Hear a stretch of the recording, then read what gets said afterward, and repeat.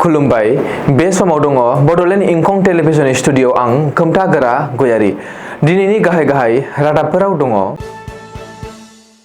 APSC केलेंकारी Rakesh पालखौ 14 बोसोर जोबथेसालिनि साजा आरो 2 लाख रां जुरिमाना फोनांबाय। पुलिस एनकाउन्टाराव सासे दुथाङा गोब्राब जखम जादों। गौरीपुरनि गदाधर दैमायाव नाव जाब्रबथाय बिफानि सह बोखांबाय फिसाज्लाखौ नागिरगासिनो दङ। गंथाम मुलुगसोलोंसालिनि भिसिखौ राजभवनाव समायखिरा लाहोबाय। GI टेग मोननाय बर' हारिनि मोन 21 रोखोमनि मुवा बेसादफोरखौ दोनथुमनानै नेशनेल आरो इन्टारनेशनेल थाखोआव सिनायथि होनायनि बागै सावरायदों। दानिया फैदिनि आबुं रादाबाव।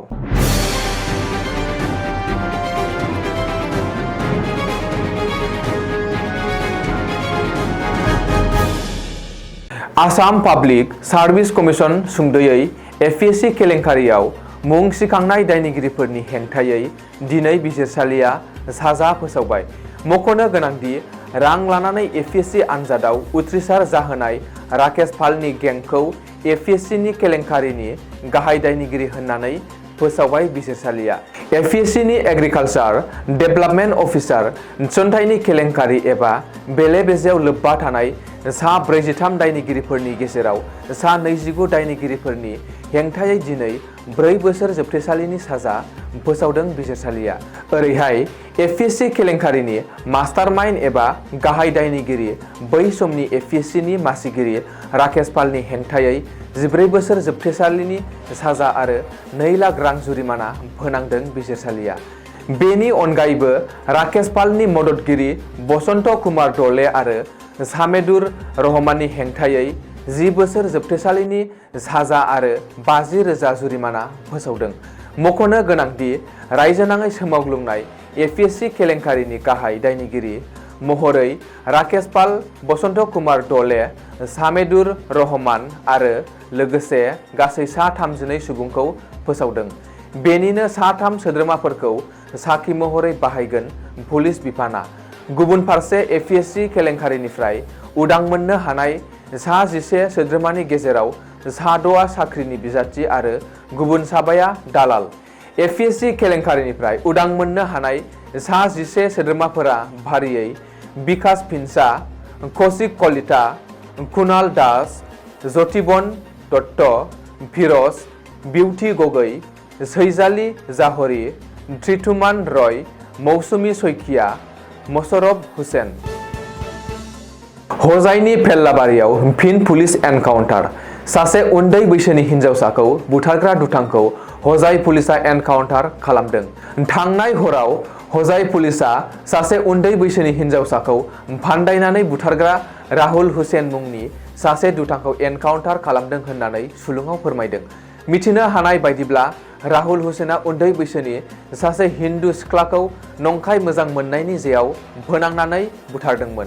हिनजावसाखौ बुथारनायनि उनाव खारखुमानानै थादोंमोनब्लाबो पुलिसा सानसारिनिफ्राय हमनो हादोंमोन दुथां राहुल हुसैनखौ आरो हिनजावसाखौ बुथारनाय जाथायाव बाहायनाय मटर साइकेलखौ रबिबारखालि हराव साहा गुवाहाटीनि सानसारिनिफ्राय बोखांनानै लाबोनाय समावनो राहुल हुसैना पुलिसनि जिम्मानिफ्राय खारखुमानो नाजायो।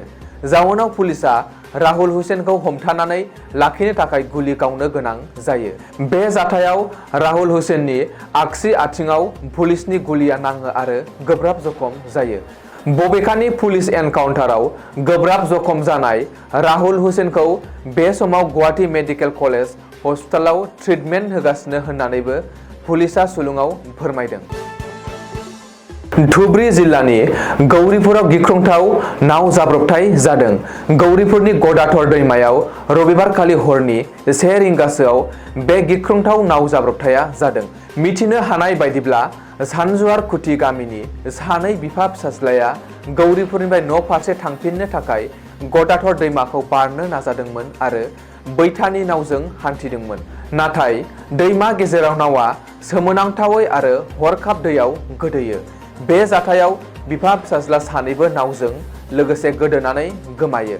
दैयाव गोदोनानै गोमानाय बिफा फिसाज्लाखौ उल्ला बगम आरो बिनि फिसाज्ला साबिनुर रहमान होननानै मिथिनो हादों। जाथाय जानाय लोगो लोगो जायगानि सुबुंफोरा हरनि समावनो बिफा फिसाज्ला सानैखौबो दैयाव नागिरदोंमोनब्लाबो फेलें जानाङो।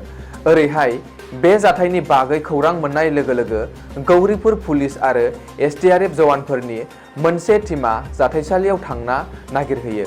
रिपर्ट बायदिब्ला एसडीआरएफनि जवानफोरा थांनाय हरनिफ्रायनो गदाधर दैमायाव सार्च अपारेशन खालामनानै दिनै फुङाव बिफा उल्ला बगमनि गोथै सहखौ बोखांनो हायो।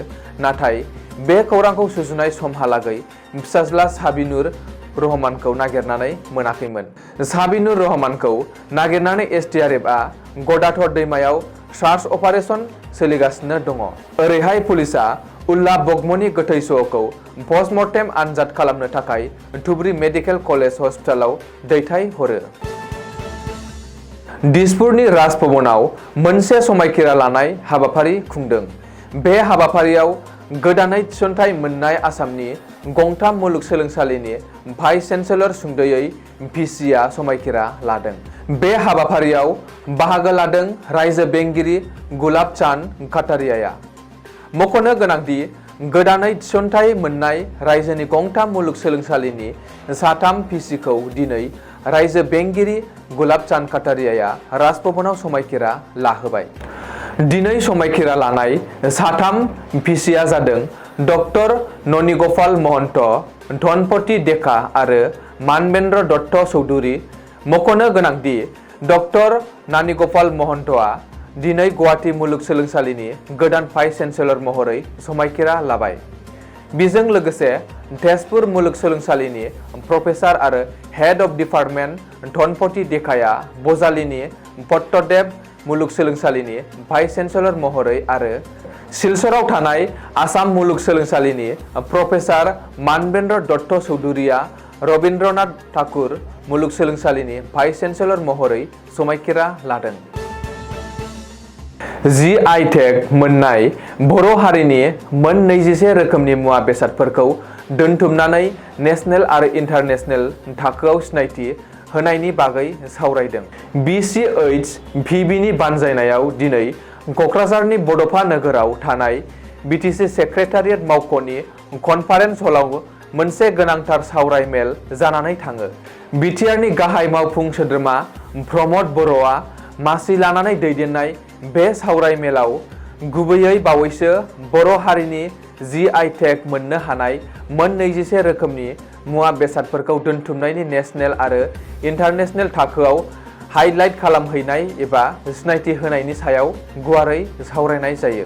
बे मेलाव हांख्रायनाय लेखायै मिरु एबसुनि गाहाय नेहाथारि खनिन्द्र बसुमतारी, बुंथिगिरि अबिद नार्जारी, बर' थुनलाइ आफादनि गाहाय नेहाथारि नीलकान्त गयारी, बारग' नेहाथारि जोंसार नार्जारी आरो BCHVBनि मासिगिरि रेवरेवा नार्जारी, EM उकिल मोसाहारि, बड'लेण्ड मुलुगसोलोंसालिनि रेजिस्ट्रार डक्टर सुबुं बसुमतारी, बड'लेण्ड मुलुगसोलोंसालिनि बर' बिफाननि गाहाय डक्टर इन्दिरा बर' आरो दुलाराय बर' हारिमु आफादनि बिबानगिरिफोरजों लोगोसे BCHVBनि सोद्रोमाफोरा बाहागो लादोंमोन।